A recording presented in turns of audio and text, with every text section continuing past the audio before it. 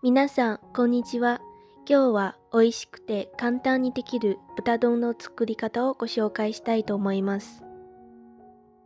まずはじめに必要な食材と調味料は、豚バラ肉 270g、醤油 24g、みりん 20g、蜂蜜 14g、にんにく 3g。豚バラ肉を少し厚めに切ります。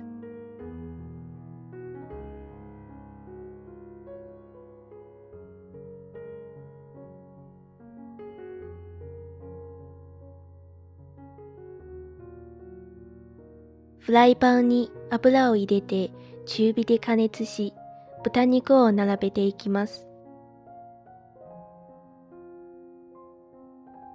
焼き色をつけるように裏返しながらじっくり焼いてください。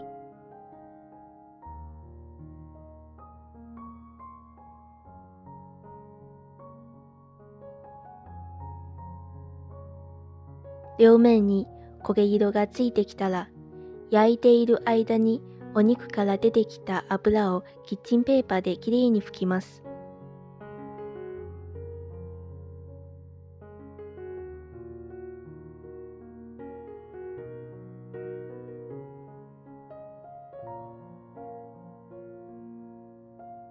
にんにく、みりん、醤油、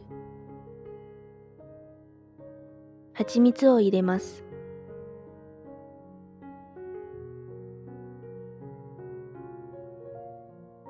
ソースを全体に絡めたら火を止めます。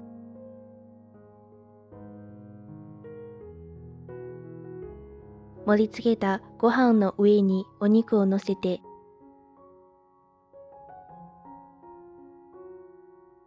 フライパンに残ったタレを少し回しかけて、最後にごまとネギをかけて出来上がりです。